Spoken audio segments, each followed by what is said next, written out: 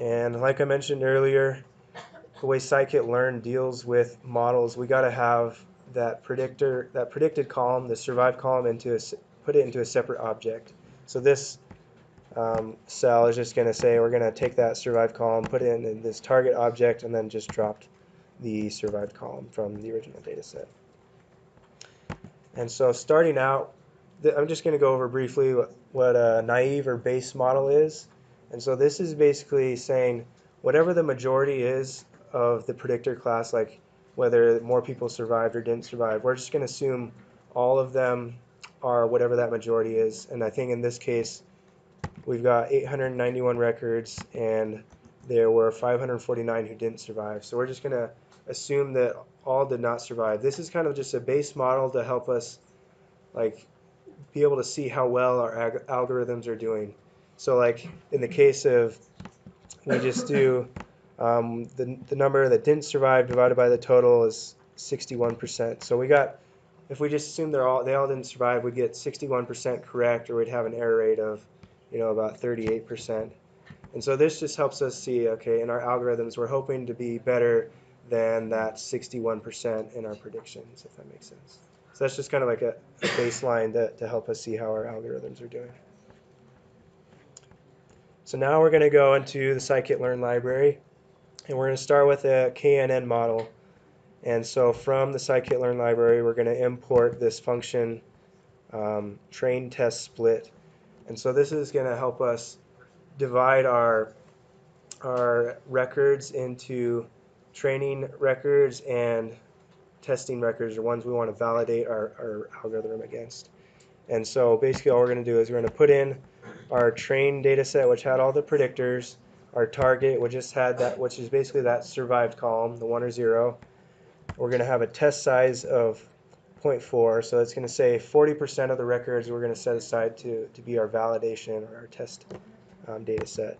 And then this random state is basically just giving us a seed so that if other people want to replicate what we're doing, they'll get the same distribution of test and validation. We'll use this. So I'll have you, like for example, when I give you an exam, I'll say, go split your model 60-40, 60 to train, 60% to train, 40% to test, and I'll tell you what the random seed should be, so that when you randomize your records, you'll get the very same thing as I do when I randomize my records, so that we can compare our answers, right?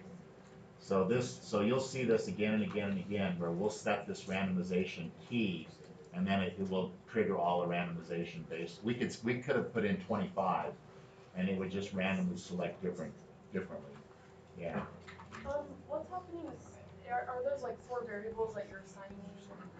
What's happening there? Yeah, so this function is going to take these, so we've got our two objects, our predictors and our predicted variable. It's going to split them, each of those, into two things. So we've got our x train and our x test. So we're going to have all our predictor variables in these two, this training set and this testing set, and then that survived column, the target, is going to be in the y train and y test. It just automatically does it like the order? Yeah. Yes, exactly. Yeah. Yeah. So first is X, second is Y, and then split size and then C. Yeah, and then it's going to split it onto these objects in that order. So, yeah. Any other questions about that? Okay. So we're going to import a KNN model. We're just going to pretend these are black boxes right now because you'll go more in depth each class period. So we're going to do a KNN model. You just import this classifier. You're going to assign an instance of this model to an object. We'll just call it KNN. And it's actually pretty simple. You just have to do the .fit function, and you pass in your X train and your Y train data sets, and it will create a model based off of that. And there's a lot more options that you can do with creating your classifiers, but we're just going to go very high level right now. And then after that, after you've created the model, you're going to make predictions. So you're going to do a knn.predict, and you're going to feed in your test data set with like the age, the sibling spouse, family size, things like that, all those data into the predicting model, and it'll spit out all these predictions of, as you can see in here, just, oh, I gotta run these things. Sorry, I haven't been running them.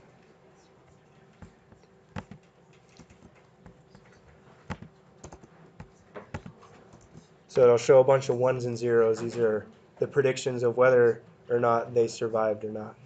So this is kind of how we're going to fit and predict the models. And now, after this, we're going to take that Y test and be able to compare and see how well these predictions lined up with those. So that's in this next one. So in the Scikit-Learn Library, the metrics section, there's a classification report and a confusion matrix. So I'll go over, so I'm going to change the order real quick. We'll print out the classification report and the confusion matrix. Oh.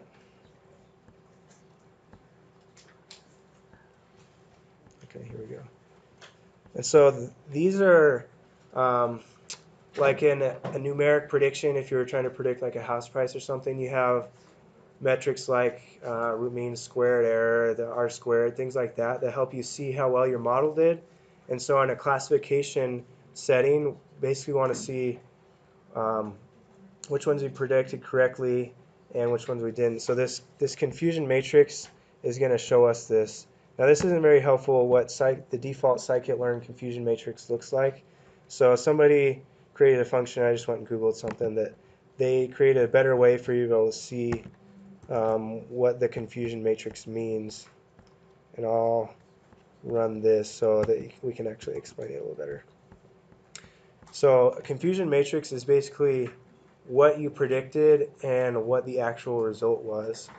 And so in this case, if we look at this top left box right here, it's 160, this is when the model predicted that the person didn't survive and they actually didn't survive. So that's a good one we want to get. And then this one right here, the model predicted that the passenger didn't survive, but they actually did. So that one, these are incorrect passengers that the model predicted. And then the model predicted they did survive, and they actually did. So this is kind of how you read it. And so our model, we want to see more numbers in these corner boxes, because those are what we actually got correct, what the model actually got correct, and these are the incorrect ways. And you can, what are you going to say? Yeah, so you can figure out from these numbers your accuracy rate. So 160 and 75 are correct. We have the false negatives. We didn't think they'd survive and they didn't. We think they'll survive and they did. So 160 plus 75 is 235. So we were right, 235, 235, all right? And then if we add to that 75 and 47, the numbers that we were wrong, that's 357. So if we divide those two, then we'll figure out what proportion of the time we were right. So we were right 65% of the time, which is just barely better than the naive model, and we just assumed that everyone didn't survive.